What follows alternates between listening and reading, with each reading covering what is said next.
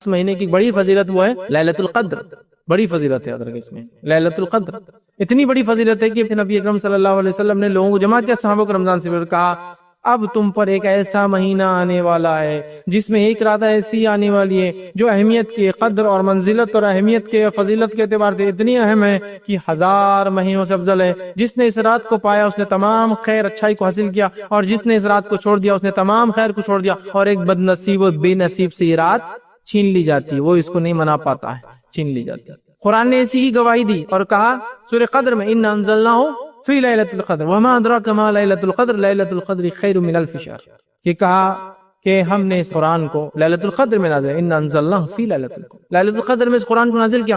وما ادراک ما لیلۃ القدر، ہے مسلمانوں کیا چیز ہے جو تمہیں سمجھا لیلۃ القدر کیا ہے؟ لیلۃ القدر خیر من الف شہر، لیلۃ القدر 1000 مہینوں سے افضل ہے۔ نبی اکرم صلی اللہ علیہ وسلم فرمایا 1000 مہینوں سے افضل ہے جو اس رات کو حاصل کر لیا تمام خیر پا لیا، اور جس سے چک گئی سب چک گیا، اور ایک بد نصیب یا بے نصیب سے یہ رات چھین لی جاتی ہے۔ اب ہم بد نصیب ہے، بے نصیب ہے یا نصیب والے ہیں، طے کر لی، رمضان آ رہا ہے۔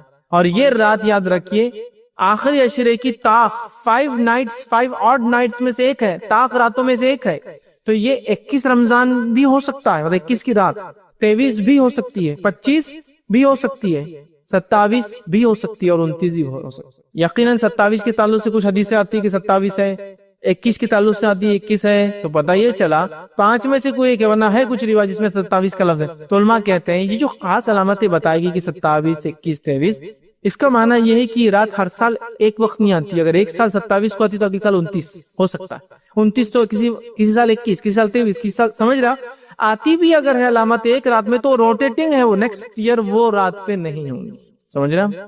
تو لہٰذا ہم کو اس کو تلاش، کیسے بولتے ہیں، شب قدر کی تلاش ڈھونڈنا ہے۔ تو 21 کی رات، 23 کی رات، 25 27 اور 29 میں شب قدر کو تلاش کرنا، اور کیسے تلاش کرنا ہے؟ جیسے ہم آج کل تلاش کر رہے ہیں، آخری عشرہ شب قدر کی تلاش، 21 کی رات فلاں بازار میں، 23 کی رات فلاں بازار میں، اور 25 کی رات فلاں خریدی کے اندر، اور 27 کی رات فلاں ہوٹلوں میں، اور 29 کی رات فلاں، اور اس کے بعد ماشاءاللہ 1000 مہینوں کا ثواب حاصل۔ یہ ہماری پلاننگ ہے، میکسیمم جو پلاننگ ہے، اس سے ہٹ کر کچھ نہیں، اور پورا سماج، پورا ماحول ہی ہے، پورا حالات ہی ہے۔ اور چونکہ میں عموماً کہتا ہوں ڈپلیکیٹ نائٹس اتنی منا لی تو ریئل نائٹس، حقیقی جب راتیں آتی ہیں نا، اس کی اہمیت ختم ہو جاتی ہے۔ کوئی شب برات منا رہا ہے تو کوئی شب معراج منا رہا ہے، اسی کو وجود ثابت نہیں کہ اس کو منایا جائے۔ معراج تک واقعہ ہوا، اس کو منانا ثابت نہیں، کچھ بھی نہیں۔ 15 شعبان کے تعلق سے کہا کہ 15 شعبان کو اللہ تعالیٰ تمام لوگوں کی مغفرت کر دیتا ہے سوائے اس شخص کی جو دل میں کینہ رکھتا ہو کسی کے لیے۔ لیکن منانا نہیں ہے کہ چلو سیلیبریٹ کرو اس کو، اب منانا کیا ہے؟ یہ رات ہے شب قدر، لیکن 5 ہے نا، تو کہاں چکر میں جانا اتنا لمبا، شارٹ کٹ کر کے آگے ادھر ہی کیوں جائیں گے اس کے اندر؟ یہ ہے ریئل نائٹس، جس کو آپ جاگ کے منائیں، ڈھونڈ کر منائیں، تلاش کر کے منائیں، پلان کر کے منائیں، چھٹی لے کر منائیں۔ اگر آفس سے نہیں ہوتا تو چھٹی لیجیے 5 دن، کیا جاتا ہے، لیکن اس کو منائیے، مطلب عبادت کیجیے۔ اور رات شروع ہوتی ہے مغرب سے لے کر طلوع آفتاب، مطلب غروب آفتاب سے لے کر طلوع آفتاب تک، مطلب سن سیٹ سے سن رائز تک پورے اس کو رات بولتے ہیں۔ تو کم و بیش آج ہمارے پاس رات 12 گھنٹے کی ہے، 10 گھنٹے کی ہے، کسی جگہ 5 گھنٹے کی ہے، تو آپ کو اس رات کو منانا ہے۔ یاد رکھ، جتنی بڑی ہے اتنا افضل ہے وہ بھی، جتنی چھوٹی وہ بھی ہے کہ انسان کم وقت میں زیادہ حاصل کر لے، سمجھ رہے ہیں بات؟ تو اس کو منانا ہے، اس کو وہ کرنا ہے، یاد رکھ، اس کے لیے کوئی بہانہ تلاش نہیں کرنا ہے، وہ کسی بھی حال میں ہم کو اس رات کو منانا ہے، اس کے فائدہ اٹھانا ہے۔ اسی طرح رمضان کی فضیلت قیام اللیل ہے۔ نبی اکرم صلی اللہ علیہ وسلم فرماتے جو رمضان کے مہینے میں قیام اللیل کرے ایمان اور احتساب کے ساتھ، اس نیت سے کہ اللہ اس کا اجر دیں گا، غفر له ما تقدمت من ذنبک، اللہ پچھلے گناہ معاف کر دیتا ہے۔ قیام اللیل رمضان میں جو اس کو پڑھیں گا اس نیت سے کہ اللہ خالص اپنی نیت کر کے اللہ تیرے لیے کر رہا ہوں، اس کا مجھے اجر چاہیے، غفر له ما تقدمت من ذنبک، پچھلے گناہ معاف۔ کتنی افضل مہینہ ہے، کسی رات میں عبادت کرتے پچھلا معاف کروا لینا، بہت افضل مہینہ۔ یاد رکھیں ہر رات، حدیث میں آتا ہے کہ ہر رات اللہ تعالیٰ رمضان میں لوگوں کو جہنم سے آزادی دیتا ہے۔ ایک روایت میں آتا ہے کہ اللہ تعالیٰ ہر افطار کے بعد لوگوں کو جہنم سے آزادی دیتا ہے۔ آپ بولیں گے جہنم میں کوئی گیا نہیں، ہاں گیا نہیں، لیکن وہ لوگ جو جہنمی اعمال کر رہے تھے اس مہینے میں اچھے عمل کر کے اپنے لیے مغفرت لکھوا لیتے ہیں، سمجھ رہے آپ؟ یہ معنی ہے اس کا، ٹھیک ہے؟ تو قیام اللیل کا اہتمام کریں۔ قیام اللیل وہ رسمی قیام اللیل نہیں، وہ قیام اللیل جو حقیقی ہو، ریئل ہو، جس میں ہم جو ہے رات میں اللہ کو راضی کرنے کے لیے قیام اللیل کریں، ٹھیک ہے؟ اس لیے کہ بات اس لیے کہہ رہا ہوں کہ بہت ساری جگہ قیام اللیل کا اہتمام بہت سارے علاقوں میں ہوتا ہے، جس میں مختلف قسم کے اچھے اچھے کھانے بنائے جاتے ہیں مسجدوں کے اندر، تو لوگ جا کے مسجد میں 1 بجے جا کے کونے میں سو جاتے ہیں، پھر 3-4 بجے جیسی افطار کا سحر کا ٹائم ہوا کہ اٹھ کے وہاں کھانا شروع، یا پھر قیام اللیل میں اس لیے جا رہے ہیں کہ وہاں کھانا بھی مل جاتا اپنے کو۔ یہ سب نہیں، ریئل یہ ہے کہ ہم اللہ کے لیے اور اس نیت سے کہ احتساب کہ اللہ مجھے اس کا اجر تو دیں گا، اس کا اجر مجھے ملے گا، اس کے پچھلے گناہ معاف ہو جاتے ہیں۔ اسی طرح جو ہے لیلۃ القدر میں قیام، اس کی بھی الگ فضیلت آتی ہے، حدیث میں آتا ہے جو لیلۃ القدر میں قیام کرے اس ایمان اور احتساب اس نیت سے کہ اللہ اس کا اجر دے، اس کے بھی پچھلے گناہ معاف ہو جاتے ہیں۔ پورے رمضان میں بھی ہو رہے ہیں، لیلۃ القدر میں بھی ہوتے ہیں، تو کوشش کریں لیلۃ القدر میں تلاوت قرآن کے ساتھ ساتھ قیام اللیل کا بھی ہم اہتمام کریں۔ شہر رمضان الذی انزل فیہ القرآن ھدی للناس بینات من الھدی والفرقان اما بعد۔ تمام تعریفیں اس اللہ عز و جل کے لیے لائق و زیبا ہے جو تمام جہانوں کا بنانے والا اور اسے پالنے والا ہے، اور درود و سلام اس کے آخری نبی محمد صلی اللہ علیہ وسلم پر۔ الحمدللہ ہم تمام مرد اور خواتین اس خطبہ جمعہ کے لیے جمع ہوئے ہیں۔ انشاءاللہ عزیز اس مختصر سے وقت میں جس عنوان پر میں روشنی ڈالنے کی کوشش کروں گا وہ ہوگا رمضان جو مہینہ گزر رہا ہے اس میں وہ کون سے اعمال ہیں ہم جو کثرت سے کریں، اور خاص طور سے اب آخری اشرا بہرحال باقی ہے، مطلب 2/3 رمضان 2/3 ختم ہو چکا ہے، اب 1/3 ہی باقی ہے۔ اس کے اندر بالخصوص کن اعمال کو ہم آخری اشرے میں زیادہ سے زیادہ کرنے کی کوشش کریں۔ یوں تو یہ چیزیں ہم باقی رمضان میں بھی کرتے چلے آ رہے تھے یاد رکھیں، تو لہٰذا اس کا خاص طور سے ہم خیال رکھیں۔ جیسا کہ ہم تمام لوگ جانتے ہیں کوئی بھی چیز جب جانے کی قریب ہوتی ہے تو انسان اس سے زیادہ محبت، زیادہ لپک کر، زیادہ انسیت سے کام کرنے لگ جاتا ہے، تاکہ اگر ابتدا میں یہ چیز جب موجود کی فائدہ نہ بھی اٹھا پایا ہو تو آخر میں کم از کم اس کا بینیفٹ اور فائدہ میں لے لوں۔ ایسے کئی واقعات آپ نے سنے کہ مجھے زندگی ملی، پیسہ ملا، لیکن میں نے اس کا فائدہ نہیں اٹھایا، لیکن اب بس کچھ لمحات ہے، کچھ وقت ہے، کچھ پیسہ، اور میں چاہتا ہوں 100% اس کا بینیفٹ اور فائدہ لوں۔ تو ویسے رمضان کی 20 دن ایسے گزر چکے، یاد رکھیں اب آخری اشرا ہمارے پاس باقی ہے۔ اگر ہم سے کچھ خطائیں اور غلطیاں اور کوتاہیاں، سمجھیے خطائیں غلطیاں نہیں، کوتاہیاں اس معاملے میں کہ ہم نے اس کا بینیفٹ اور فائدہ جو اٹھانا چاہیے تھا نہیں اٹھایا، تو 10 ڈیز پھر ہمارے پاس باقی ہے، جو بہت غنیمت ہوتے، یاد رکھیں یہ بھی بہت ہے، یاد رکھیں، ٹھیک ہے؟ اس لیے کہ اعمال کا دار و مدار اس کے خاتمے پہ ہوتا ہے، یاد رکھیں کیسے اس کو ہم نے ختم کیا، یا انسان کی زندگی کیسی گزری نہیں اس کا خاتمہ کیسا ہو یہ اصل ہوتا ہے، یاد رکھیں۔ تو لہٰذا ابھی ہمارے پاس وقت باقی ہے تاکہ اگر اعمال چھوٹے ہو، کمزوری آئی ہو تو ہم اس کو بہرحال پورا کر سکتے، یاد رکھیں۔ تو رمضان نے ویسے عمومی طور سے ہم جانتے ہیں، اور جیسے کہ میں نے قرآن کی آیت بھی تلاوت کی کہ اللہ نے فرمایا شہر رمضان الذی انزل فیہ القرآن، رمضان یہ مہینہ تھا جس میں قرآن کا اللہ رب العزت نے نزول کیا، ٹھیک؟ تو رمضان کا قرآن سے بڑا گہرا تعلق ہے، یاد رکھیں شہر رمضان، رمضان کا مہینہ، شہر القرآن یہ قرآن کا مہینہ، یاد رکھیں۔ تو لہٰذا الحمدللہ امت مسلمہ اور ہم لوگوں نے کوشش بھی کی کہ رمضان کے اندر ہم خوب تلاوت کریں، ساتھ میں تراویح پڑھے یا قیام اللیل کرے، اور جو ہے قرآن کو سنیں۔ کچھ لوگوں نے سنا بھی جو پڑھ نہیں پائے یا پڑھنے سے کسی وجہ سے، تو یاد رکھیے اس اہتمام کو آپ نے کیا ہے تو ابھی اس کو جاری رکھیے، اور اگر نہیں کیا ہے تو خاص طور سے اس کو شروع کر دیجیے۔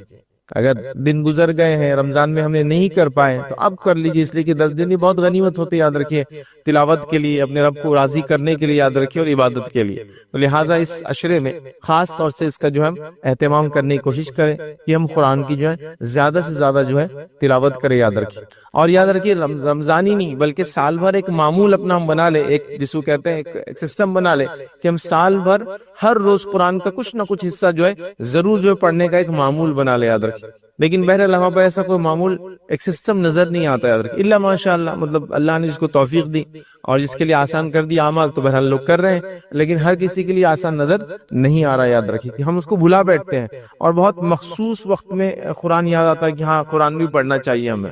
اور یہ بڑی تعجب کی بات ہے، یاد رکھیے ایسے اوقات میں ایسے لوگوں کے لیے کبھی کبھی پڑھا جاتا ہے جس کا نہ ان کو فائدہ ہوتا ہے نہ کچھ ہوتا ہے، یاد رکھیے مطلب قرآن پڑھا جا رہا ہے وہ زندگی کے لیے قرآن ہے، یاد رکھیے، لیکن عموماً پڑھا جا رہا ہے جب کوئی دنیا سے چلا جا رہا ہے یا جانے سے قریب ہے پڑھا جا رہا ہے، ٹھیک ہے، یا پھر اس کی بات یا اس کا تذکرہ تب آ رہا ہے جب لڑائی ہو رہی، جھگڑا ہو رہا، تو لائیے قرآن کو اس کا قسم کھا لیتے اس کی اور اس کو گواہ بنا لیتے اپنے مسائل پر، تو بہرحال تب ہوتا ہے۔ تو ایسا مت کیجیے، اللہ کے لیے قرآن کو ایک معمول بنا دیجیے کہ روٹینلی ہم پڑھیں گے، ڈیلی کا ایک معمول ہم سیٹ کر لیں۔ اگر رمضان کی یہ 20 دن پڑھے تو آگے 10 دن بھی پڑھیں گے، یہ اس لیے بھی خاص طور سے میں کہہ رہا ہوں کہ آخری عشرہ یا رمضان جیسے جیسے خاتمے کی طرف چلتا ہے تو ویسے ویسے اعمال کی کمزوریاں ہم میں یاد رکھیے آنا شروع ہو جاتی ہے، یاد رکھیے اور جو پچھلے چند سالوں سے ٹرینڈز چل پڑے یاد رکھیے، جس کا تذکرہ میں نے پچھلے جمعہ بھی کیا تھا، وہ ٹرینڈز ایسے ہیں کہ 10 رمضان کے بعد مسجدیں بھی خالی نظر آتی ہیں، 10 رمضان کے بعد عبادتوں میں بھی کمزوری نظر آتی ہے، اور ایک سائیکولوجیکل ایفیکٹ یہ دکھ رہا ہے کہ 10 رمضان ہو گیا اور اس میں اگر ایک قرآن کہیں سن لیا تو بس رمضان اب ختم ہو گیا، اب اس کے بعد ہم کچھ بھی کر سکتے ہیں،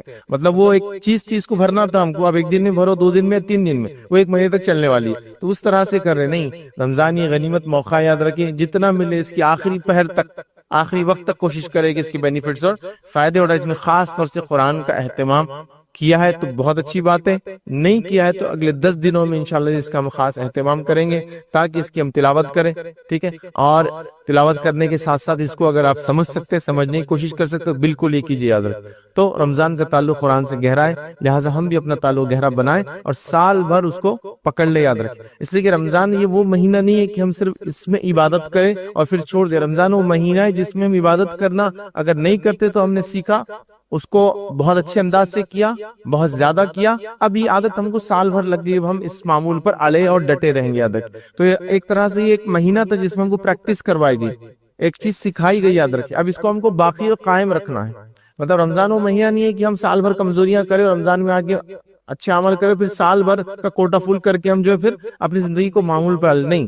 رمضان وہ مہینہ تھا جس میں جو کوتاہیاں غلطیاں ہم سے ہوئی تھی سال بھر، رمضان آیا ہم نے اس کو پر کیا اور اس کے بعد ہم قائم ہو گئے ان چیزوں پر جو رمضان میں ہم نے کیا۔ مطلب یہ ٹریننگ پیریڈ تھا جس پیریڈ کا ہم نے فائدہ یہ اٹھایا کہ اس میں جو چیزیں سیکھی اب سال بھر زندگی میں باقی رہیں گی اور وہ زندگی کا ایک پارٹ اور معمول بن جائیں گی یاد رکھیں۔ دنیا کی کتنے کورسز ہیں اور کتنی ایسی چیزیں ہیں جس کو آپ صرف زندگی میں ایک بار کرتے ہیں، لیکن اس کو لائف ٹائم یاد رکھتے ہیں، پوری زندگی یاد رکھتے ہیں، بھولتے نہیں اس کو کبھی۔ جیسے آپ میں سے ایسے کتنے لوگ ہیں جنہوں نے گاڑی چلانا سیکھی اور بھول گئے، اب گاڑی نہیں چلاتے نہیں غلط بات ہے، لیکن آپ نے گاڑی چلانا بھول ہی نہیں یاد رکھی۔ کتنے لوگ ہیں جنہوں نے سائیکلنگ ایک بار سیکھی اور زندگی بھر آپ کو یاد رہتی ہو، کتنے لوگ ہیں جو سوئمنگ ایک بار سیکھی اور زندگی بھر یاد رہتی ہے۔ تو رمضان میں 150 نمازیں مکمل اپنے وقت پر موقعہ کے ساتھ، سنتوں کے ساتھ، نفل کے ساتھ پڑھی۔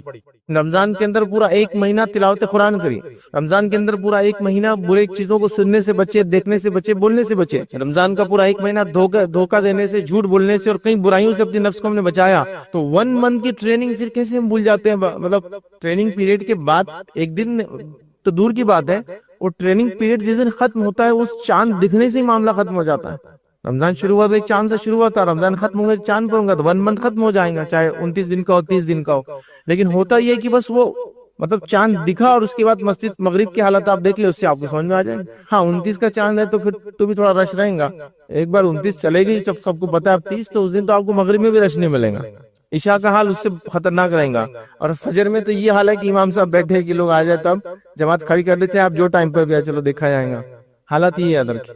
تو گویا 1 منتھ کی ٹریننگ لی، زندگی کے تمام معاملات میں اپنے کوئی بھی ایک ٹریننگ یا ایک مرحلے سے گزرے تو کبھی نہیں بھولا آپ نے آج تک۔ میں نے مثال دے دی آپ کو، سائیکل چلانا کبھی نہیں بھولا آپ نے، سوئمنگ کرنا کبھی نہیں بھولا، لیکن رمضان کی جو جتنے فوائد اور فضائل کا فائدہ اٹھایا تھا، رمضان ختم ہوتے ہی، مطلب جس کو ہم کہیں گے رمضان کا چاند ایک تبدیلی لاتا ہے انسان کے اندر، اور شوال کا چاند ایک دوسری تبدیلی لا دیتا ہے انسان کے اندر۔ مطلب رمضان کا چاند دکھا تو مسجدیں بھی نہیں پوری اور سڑکیں بھی نہیں پوری نماز کے لیے، اور شوال کا چاند دکھا تو پھر مسجدیں بھی ویران اور خالی ہو گیا، ایسا ہو گیا کہ کچھ لوگ تھے جو گمشدہ ہی ہو گئے سیدھا۔ اب اگلے جو ہے رمضان ہی وہ مسجدوں کے اندر آنے والے، تو اللہ کے لیے رمضان کو یہ مہینہ نہ بنائیں، رمضان کو تو وہ مہینہ بنا لے کہ اس کے اندر جو خامیاں اور کوتاہیاں تھی وہ پر کر کے اب لائف ٹائم میں اس چیز اور ان عادتوں کا حامل رہوں گا کہ میں نمازیں فرض روزے رکھے تو نفل روزوں کی میں عادت رکھوں گا، خاص طور سے سوال کے روزے آئیں گے وہ۔ اس کے علاوہ نبی کریم صلی اللہ علیہ وسلم کی جو عادت مبارکہ تھی کہ آپ ہر ہفتے پیر اور جمعرات کا روزہ رکھتے ہیں، منڈے اور تھرسڈے کا روزہ رکھتے ہیں، اس کے علاوہ ایام 20 کے روزے رکھتے ہیں جو کہ مون کے اعتبار سے 13، 14 اور 15 ہوتی ہے مون کی، یاد رکھیں چاند کی، اس میں آپ روزے رکھتے ہیں، یہ آپ کا معمول تھا یاد رکھیں، اور اس کے بڑے فوائد بھی یاد رکھیں۔ اور اس کے فضیلت میں ایک ہے کہ جو شوال کے 6 روزے رکھیں گا، سال بھر روزے رکھنے کا ثواب رمضان کے بعد اگر رکھے تو۔ اور دوسرا یہ کہ جو ایام 20 کے روزے رکھتا ہے، جو ہر مہینے 3 روزے ہوتے ہیں، تو اس کی بھی مثال ایسی ہے جیسے اس نے سال بھر روزے رکھا، اس سے کہ اللہ تعالیٰ ایک نیکی کا بدلہ 10 سے بڑھا دیتا ہے۔ تو آپ ہر مہینے 3 روزے رکھیں گے، ظاہر سی بات ہے مطلب آپ نے ایسا مثال ہے جیسا آپ نے پورا مہینہ ہی روزہ رکھا، مطلب پورا سال ہی روزہ رکھا ماشاءاللہ۔ تو بہرحال اس کا اہتمام کرنے کی کوشش کریں گے۔ تو رمضان کی جو ٹریننگ جو ہم نے حاصل کی، اس کو ہم بھولیں گے نہیں، یاد رکھیں، اس کو ہم زندگی بھر کے لیے اپنے اندر نفس میں ڈال لیں گے۔ جیسے رمضان میں بہت سارے لوگ بری عادتوں سے پورا دن بچے رہتے ہیں، کھانے کی بری عادت ہے، پینے کی بری عادت ہے نا، جو لت بولتے ہیں جن کو عام زبان میں ہے نا، بچے رہتے ہیں، لیکن رمضان ختم ہوتے پھر اس میں مبتلا ہو جاتا ہے. ایسا مت کیجیے، یاد رکھیے، ایسا مت کیجیے، ورنہ یہ بہت بری مثال ہوگی. یاد رکھیے اس شخص کی جس کو موقع دیا گیا اور اس نے اس موقع کا فائدہ نہیں اٹھایا. یاد رکھیے نبی اکرم صلی اللہ علیہ وسلم اس حدیث کو یاد کیجیے، طویل حدیث ہے بس، لیکن اس کے اندر کا ایک جو پوائنٹ ہمارے لیے رمضان سے متعلق وہ یہ ہے کہ اللہ کے رسول صلی اللہ علیہ وسلم ممبر پہ ایک مرتبہ چڑھے اور اس پہ چڑھتے وقت آمین کہا. سوال کیا گیا کہ آپ نے آمین ہی کیوں کہا، ایسا عمل کیوں کیا؟ تو کہا جبریل میرے پاس آئے تو مجھ سے کہا کہ ہلاکت ہے اس شخص کے لیے جس کو رمضان جیسا مہینہ مل جائے اور وہ اس میں اپنی مغفرت نہ کرا سکے. تو میں نے کہا آمین. مطلب رمضان کا مہینہ وہ مہینہ جو ہمارے گناہوں کی معافی جس میں ہو سکتی ہے، نیک عمل کر کے اپنے آپ کو ہم بچا سکتے ہیں اگر کیوں نہ ہو. مطلب اس کے اندر تو اتنی بشارتیں دی گئی جس کی کوئی انتہا نہیں، کہ جو اخلاص کے ساتھ اللہ کے لیے روزے رکھے سارے رمضان، اس کی مغفرت کے وعدے کر دیے گا. جو رمضان کے مہینے میں قیام کرے رات میں ایمان کے ساتھ اور نیکی اور اجر طلب کرنے کے ساتھ، پچھلے گناہ اس کے معاف کر دیے جاتے ہیں. ایک روایت فرمایا جو شب قدر کے اندر قیام کرے اس کے پچھلے گناہ معاف کر دیے جاتے ہیں. مطلب 5 نمازیں ہوں گی جو 21 کی رات میں جو پڑھے آپ، 23، 25، 27 اور 29، اس کے پچھلے گناہ معاف کر دیے جاتے ہیں. تو وہ دھکے دھکے بشارتیں دی جا رہی ہے. ایک روایت میں فرمایا کہ اللہ تعالیٰ ہر روز افطار کے وقت فلاں تعداد میں لوگوں کو آزاد کرتا ہے، ہر روز جہنم سے نجات دیتا ہے. مطلب روزہ وہ عمل ہے کہ جس کو کر کے انسان رب کو راضی کر لیتا ہے اور افطار سے پہلے جو ہے اس کے مغفرت کا یا اس کی نجات کا پروانہ دے دیا جاتا ہے کہ ہر روز جہنم سے لوگوں کو آزادی مل رہی ہے رمضان کے مہینے کے اندر. تو یہ کس چیز کے علاوہ ہے؟ اسی طرح رمضان کا مہینہ جب آتا ہے تو حدیث میں فرمایا گیا اس کی فضیلت میں یہ بات آتی ہے کہ جنت کے دروازے کھول دیے جاتے ہیں اور ایک بھی بند نہیں ہوتا، اور جہنم کے دروازے بند کر دیے جاتے ہیں، ایک بھی کھلا نہیں ہوتا. یہ کس چیز کا اعلان ہے؟ اعلان عام بول سکتے ہیں اس کہ جنت کھلی ہے پالو، جہنم بند ہے بچ جاؤ. کھلا اعلان ہے. مطلب جس کو کہیں گے ایک اوپن، جس کو آفر دیا گیا ہے، فائدہ اٹھا لو جتنا اٹھا سکتے ہو. مطلب ایک مال ہے، آپ کو کہہ دیا جائے ہاتھ میں جتنا آتا ہے اور آنکھ پہ جتنا آتا ہے سب لے جاؤ فری. تو آدمی کیا کریں گے؟ اندازہ لگائیں. تو یہ آفر ہے، یاد رکھیں، جنرس آفر ہے اللہ تعالیٰ کی طرف سے، اس کو ہم ضائع نہ کریں. تو تلاوت قرآن ہم نے دیکھی، روزوں کا ہم نے اہتمام کیا، آگے بھی ہم جو کرتے رہیں گے. روزوں میں کوئی کوتاہی اگر ہو رہی ہے تو ہم کو بچنے کی ضرورت ہے، اس لیے کہ روزے کے اندر انسان جھوٹ بولنا اگر نہ چھوڑے، دھوکہ دینا نہ چھوڑے، چغلی نہ چھوڑے، غیبت نہ چھوڑے، برائی نہ چھوڑے، بری چیز سننا اور دیکھنا نہ چھوڑے، تو اس کو روزے کا فائدہ نہیں ملتا. یاد رکھیں اس کو روزے کا بینیفٹ نہیں ملتا. ہاں اس کی فاسٹنگ ہو جاتی ہے، مطلب ایک اٹینڈنس تو ہو گئی اس کی، لیکن اس کو بینیفٹ جو ملنا چاہیے تھے فاسٹنگ کے، پھر وہ بینیفٹ روزہ رکھنے کے نہیں ملتے. بلکہ اللہ کے رسول نے تو فرمایا کہ جو شخص رمضان میں روزہ رکھے، جھوٹ بولنا نہ چھوڑے، ٹھیک ہے، تو اللہ تعالیٰ کو کوئی حاجت نہیں کہ ایسا انسان بھوکا اور پیاسا رہے.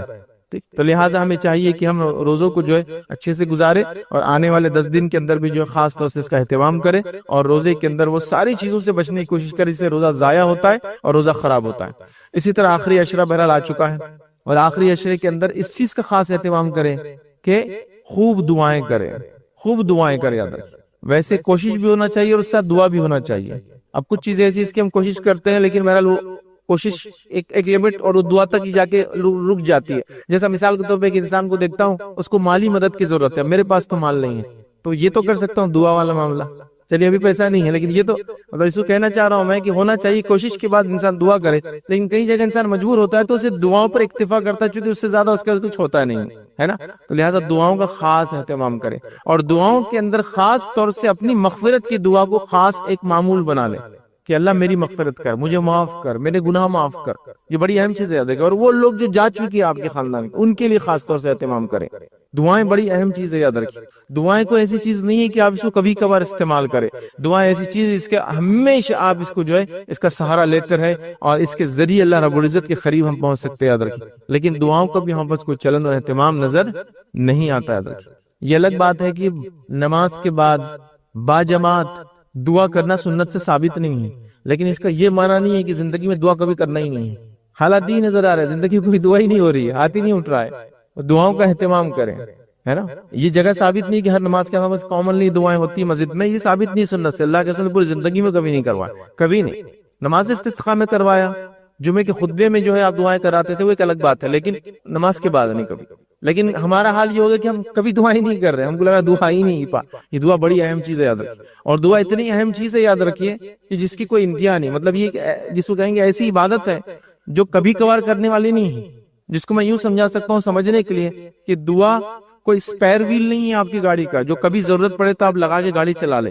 دعا یہ اسٹیئرنگ ویل ہے آپ کی گاڑی کا جس کے بغیر گاڑی چلی نہیں سکتی آپ.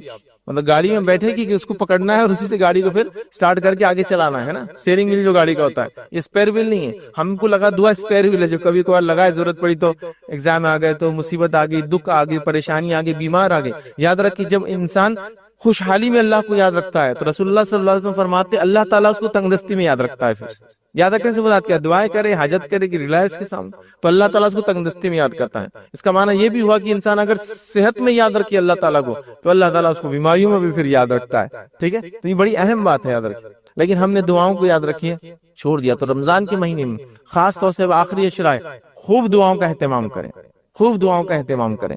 ویسے کچھ لوگ روایت بیان کرتے ہیں لیکن یہ روایت صحیح نہیں ہے کہ پہلا اشرا رحمت کا, دوسرا برکت کا, تیسرا مغفرت. صحیح نہیں ہے. لیکن رمضان کے خاتمے کی طرف جا رہا ہے تو اس کی انٹینسٹی اب بڑھ رہی ہے, یاد رکھیے. تو لہٰذا اس اعتبار سے کروں خوب دعائیں کیجیے. اور دعاؤں میں یہ دعا خاص ہے جو اپنے مغفرت کے لیے, جہنم سے نجات کے لیے, جنت کو پانے کے لیے, درجات کو بلند کرنے کے لیے, یہ بڑی اہم چیزیں یاد رکھیں. اور نبی اکرم صلی اللہ علیہ وسلم فرمایا کہ جو شخص 3 مرتبہ جہنم سے نجات مانگتا ہے تو جہنم اللہ سے کہتی کہ اللہ اس کو نجات دے دے, مجھ سے پناہ دے دے اس کو. اور جو شخص 3 مرتبہ اللہ سے جنت کا سوال کرتا ہے تو جنت کہتی ہے اللہ اس کو مجھ میں بھیج دے. تو کیا کیجیے دعا, اللہم اسألک الجنۃ ونعوذ بک من النار, 3 بار پڑھیے اس کو. ٹھیک ہے, تو یہ ہم مانگ رہے اللہ تعالیٰ سے. تو دعائیں کیجیے, دعاؤں کا اہتمام کیجیے. اور خاص طور سے جو میں نے کہا نا, دعاؤں میں جو ہے اپنے آپ کو یاد رکھیں اور دعاؤں میں ساری امت کو یاد رکھیں. کوشش تو کرنا چاہیے جو کچھ ہم کر سکتے ہیں. کچھ جگہ یہ حالت نظر آ رہا ہے کہ اب دعا یہ کوشش باقی رہے گی ہمارے لیے, تو وہ کیجیے. امت کے دیکھیے حالات کس طرح سے چل رہے ہیں.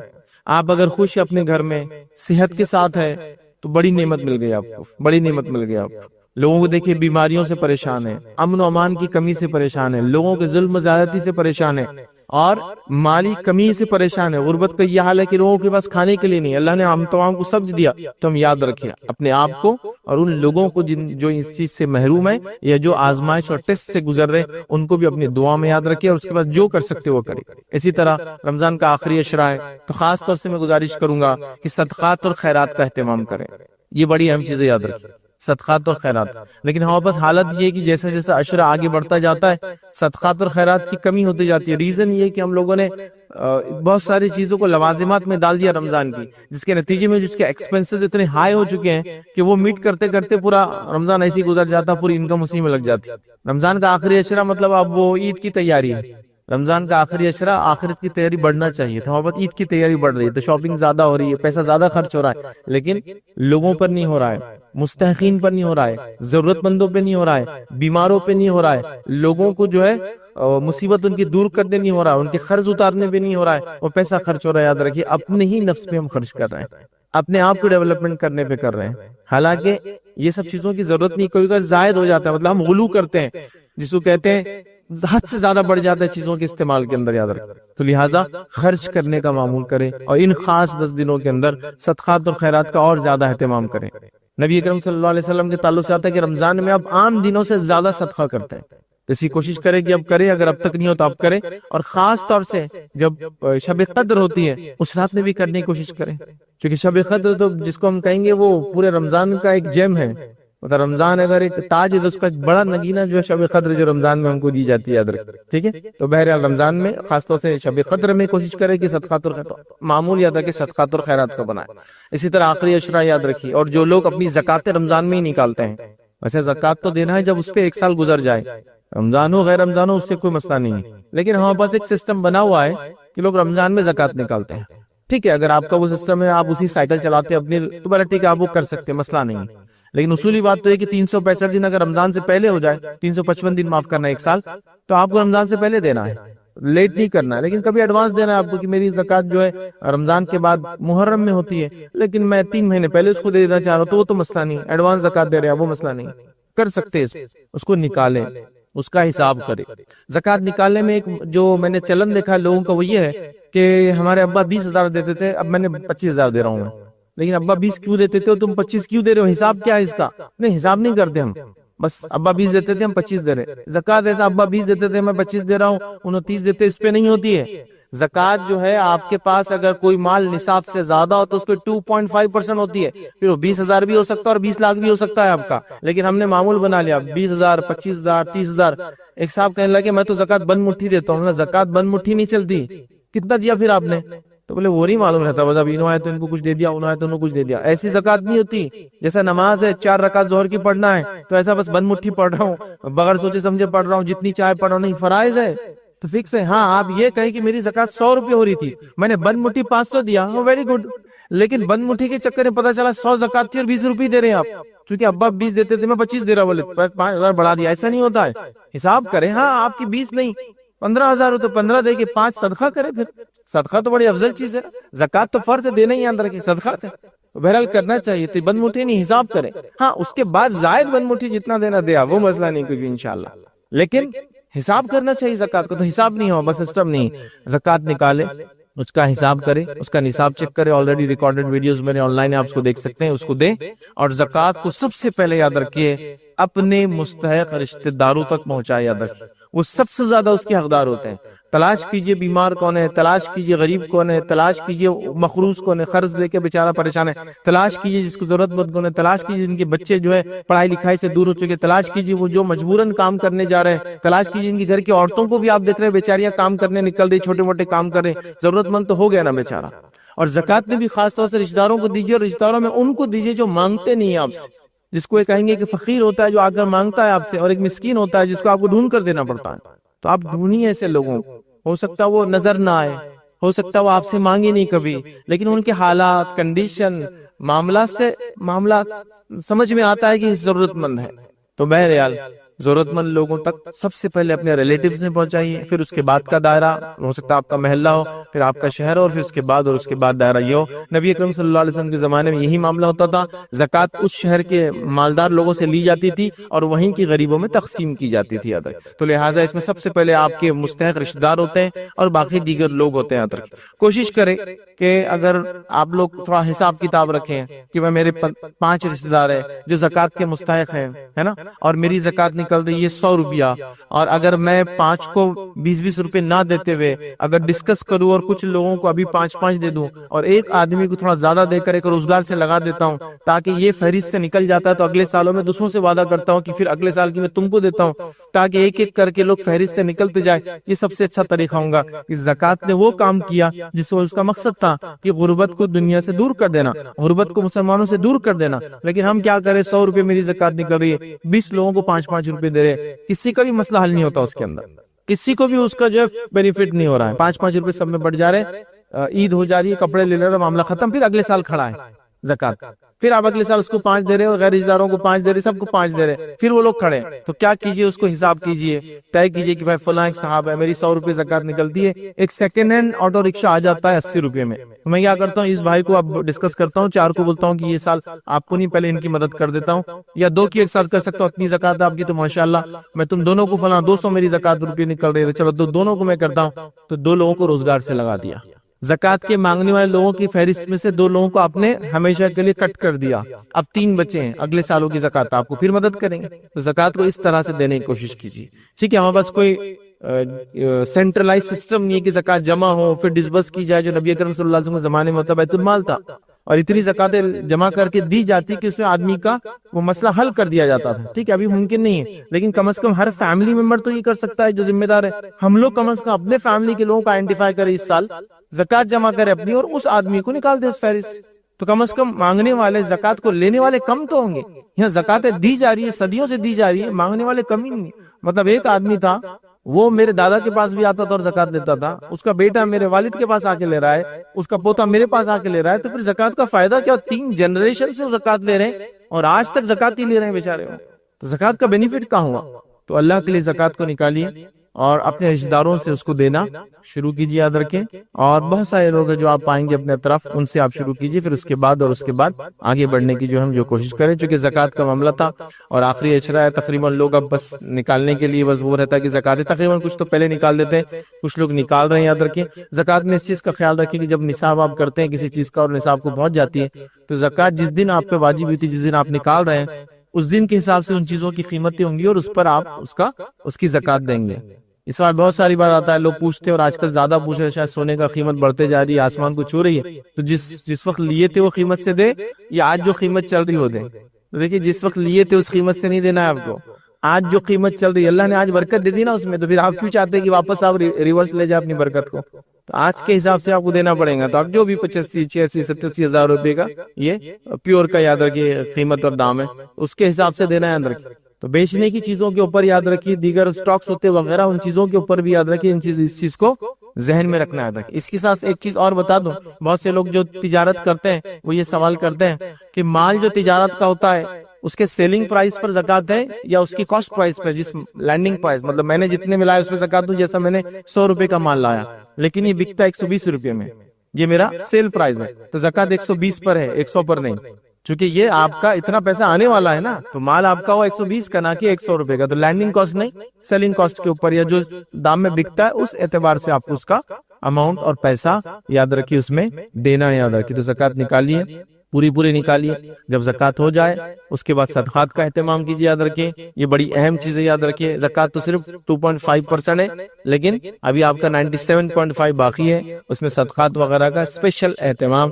ہم کریں کہ ہم صدقات کو نکالیں۔ تو صدقات کی بات بہرحال ہوگی، اور صدقات کو بھی کوشش کریں کہ اپنے رشتہ داروں کو سب سے پہلے اس کے حقدار بنائیں، اور رشتہ داروں میں کوئی نہ ہو تو اس کے بعد اور اس کے بعد والے لوگوں تک اس کو پہنچائے، اور کوشش کرے کہ سماج کے جب رشتہ دار وغیرہ ختم ہو جاتا ان لوگوں کو پہنچائے سماج کے جو سب سے زیادہ ویکسٹ سیکشن ہوتا ہے سماج کا، اور سب سے زیادہ امکانات ہوتے ہیں کہ مال کی کمی سے برائی کی طرف چلے جائے، جس میں یتیم ہو سکتا ہے اگر غریب ہو تو خاص طور سے، بیوہ عورت ہو سکتی ہے اگر اس کے پاس پیسہ نہ ہو، اس کے ساتھ بچے وغیرہ ہو تو برائی کی طرف جانے کے امکانات زیادہ ہے، تو یہ مستحق ہوتے ہیں، تو ان کو تلاش کریں اور ان تک اپنے صدقات اور زکوٰۃ کو خاص طور سے پہنچائیں۔ اسی طرح رمضان کا مہینہ ہے اور آخری عشرے کی ہم بات کر رہے ہیں اور شب قدر کی بات نہ ہو تو ہو ہی نہیں سکتا، ایسا میں نے کہا شب قدر ایک کراؤن کے اندر جیسا ایک جم بڑا ایک نگینہ ہوتا ہے، شب قدر رمضان کی ویسی خصوصیت ہے، یاد رکھیے۔ اب اس یہ کیوں دی گئی اس کی حکمت کو آپ سمجھنے کی کوشش کریں، جس کے تعلق سے کچھ روایتیں آتی ہیں جو تفسیر کے اندر آپ کو ملیں گی، یاد رکھیے، جس کے تعلق سے ایک واقعہ ایسا آتا ہے کہ صحابہ کے سامنے ایک واقعہ سنایا گیا کچھ اشخاص کا یا ایک شخص کا جو ہم سے پہلے گزرا تھا، اور اس نے لگاتار 80 سال تک اللہ کے لیے نماز قائم کی، لگاتار 80 سال تک وہ اللہ تعالیٰ سے توبہ اور استغفار کرتا رہا، لگاتار 80 سال تک اس نے فلاں عمل کیے۔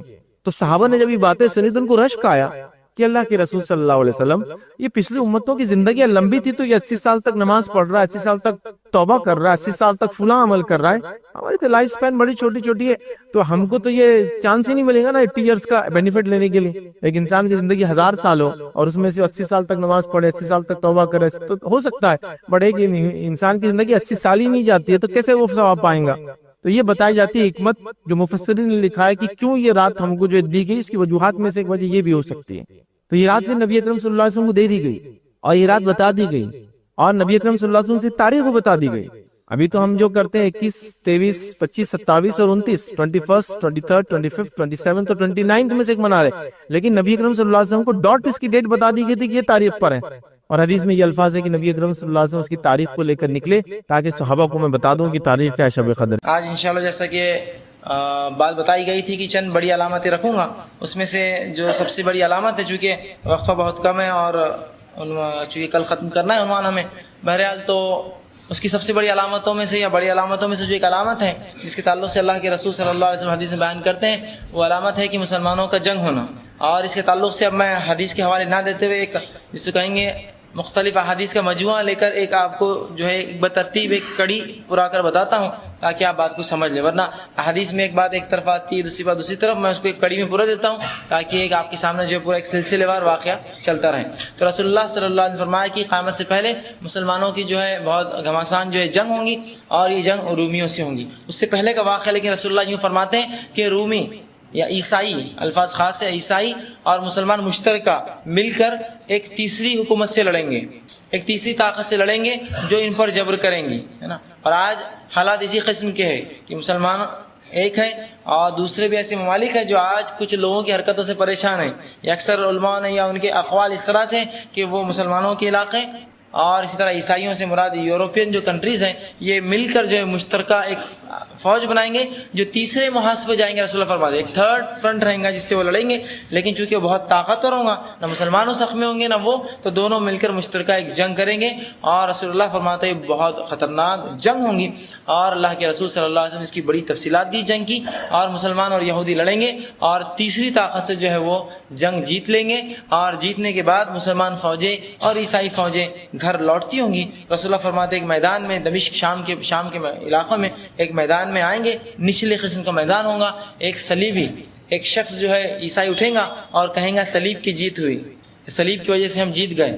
اور جبکہ یہ معاہدے کے خلاف بات ہوگی. معاہدہ یہ ہوگا کہ نہ آپ صلیب کی بات کریں گے نہ ہم آپ سے وہ کریں گے, یہ معاہدے کے خلاف بات کریں گے وہ, اور صلیب کی جیت ہوئی کہیں گے. ایک مسلمان نوجوان اٹھیں گا اور اس صلیب کو توڑ دیں گا. ایک روایت میں ہے کہ صلیب کو توڑ کر اس شخص کو قتل کر دیں گا, جس سے وہ معاہدہ ختم ہو جائے گا ایک طرفہ, اور جو ہے عیسائی مسلمانوں کے خلاف جنگ کے لیے شام میں آ جائیں گا. اور اس وقت ترکی جو ہوگا وہ مسلمانوں سے ہٹ کر ہوگا, یا مسلمانوں کے پاس نہیں ہوگا بلکہ کفاروں کی اس پر حکومت ہوں گی, اور قسطنطنیہ جو ہے وہ ان کا مرکز ہوگا, اور مسلمانوں کی فوجیں ہوں گی.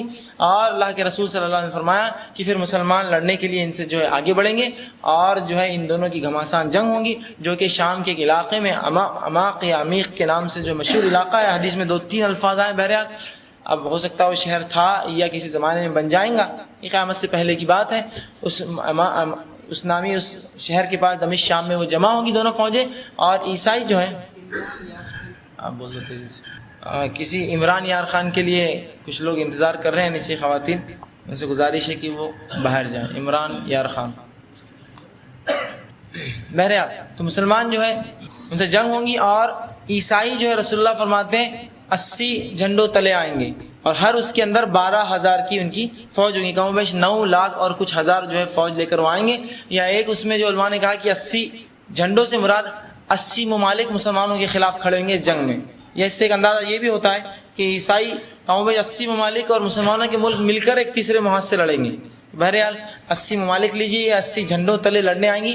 ہر جھنڈے تلے 12,000 کی تعداد ہوگی. کم و بیش 9 لاکھ کچھ ہزار کی آپ سے ضرب دے دیجیے 80 سے, اتنی زبردست فوج مسلمانوں سے لڑنے آئیں گی, اور بہت گھماسان جنگ ہوں گی. حتیٰ کہ عبداللہ ابن مسعود کی روایت کے مطابق ایک پرندہ وہاں سے اڑے گا لیکن دوسرے علاقے میں پہنچ نہیں سکیں گا, لیکن اللہ سبحانہ تعالیٰ مسلمانوں کو فتح دے گا, لیکن مسلمانوں کا سے بہت بڑا نقصان ہوگا. رسول اللہ فرماتے ہیں جنگ کے اندر 1/3 لوگ بھاگ جائیں گے. جب کافروں کو دیکھیں گے اتنی تعداد میں ڈر کر بھاگ جائیں گے. رسول نے کہا اللہ ان کی کبھی توبہ قبول نہیں کرے گا اور ان کو معاف نہیں کرے گا. دوسرے 1/3 جنگ میں مارے جائیں گے, قتل کیے جائیں گے, اور اللہ کے نزدیک بہت عظیم یہ شہید ہوں گے. اور تیسرے 1/3 لوگ جو ہے وہ بچ جائیں گے جو اس جنگ کو جیتیں گے. اور اللہ کے رسول نے فرمایا یہ ہتھیار کے ذریعے نہیں جیتیں گے, بلکہ جب مسلمان لڑتے ہوئے جائیں گے قسطنطنیہ میں اور ان کے قلعے پہ جائیں گے, اور بہت گھماسان جنگ ہوں گی, لیکن قلعہ ہارتا نہ ہوگا, مطلب دشمن ہارتا نہ ہوگا. پھر ایک فوجی جو ہے اٹھا کر اپنا ہتھیار جو ہے لا الہ الا اللہ کہہ کر ماریں گا, اور دشمن کا قلعہ رسول اللہ فرماتے وہ نیست و نابود اور گر جائیں گا, اور فوج ہلاک اور برباد ہو جائے گی. وہ اس سے ہی پتہ چلتا ہے عقیدہ توحید کلمہ شہادت یہ بہت اہمیت کی چیز ہے, کہ وہاں بھی جو ہے رسول اللہ فرماتے کو ہتھیار نہیں, عقیدہ توحید لا الہ الا اللہ انہیں فتح دلائیں گا اس معاملے میں, اور مسلمان ہتھیار ماریں گا. اور ظاہر سی بات ہے یہ جنگ جو ہے کوئی تیر اور جو ہے اسے کہیں گے پرانے زمانے کی جنگ نہیں, یہ جنگ آپ انداز لگے ایک دم جدید آلات سے ہوں گی. آج کے جدید آلات سے بھی جدید آلات, پتہ نہیں واللہ عالم کس قسم کے آلات اور ہتھیار اس زمانے میں ہوں گے جس سے یہ جنگ ہونے والی ہے. اس کی گھماسان ہونا اسی سے آپ انداز لگا سکتے ہیں ہتھیار آج کس قسم کے خطرناک ہتھیار ہیں. تو یہ آنے والی دور کی بات کر رہا ہوں میں, جو ایج سائنس ٹیکنالوجی ہر چیز میں آگے بڑھ جائیں گی, تو یہ انداز آپ کر سکتے ہیں جنگ کس قسم کی خطرناک جنگ ہوں گی. اور مسلمان کی بکثرت, حتیٰ کہ ایک روایت میں فرمایا 100 میں سے صرف 1 مسلمان زندہ بچیں گے, یا 100 میں سے پرسنٹ وائز نکالتے 1% مسلمان زندہ بچیں گے. اور وہ جو ہے مال غنیمت جمع کر رہے ہیں, مال غنیمت اٹھا رہے ہوں گے کہ کوئی آ کر آواز لگائے گا مسلمانوں دجال آ گیا تمہارے گھروں میں جو ہے دجال آ گیا. یہ دوسری روایت کے مطابق یہ تو جنگ کا معاملہ تھا, لیکن یہ جنگ کون لڑیں گا, کون اس جنگ میں شامل ہوگا. تو اس تعلق سے پھر دوسری حدیث میں یہ آتا ہے کہ اس سے پہلے, اس جنگ سے پہلے جو ہے مسلمانوں جو ہے استنبول جو جیتیں گے یا پوری جنگ ہوں گی, اس میں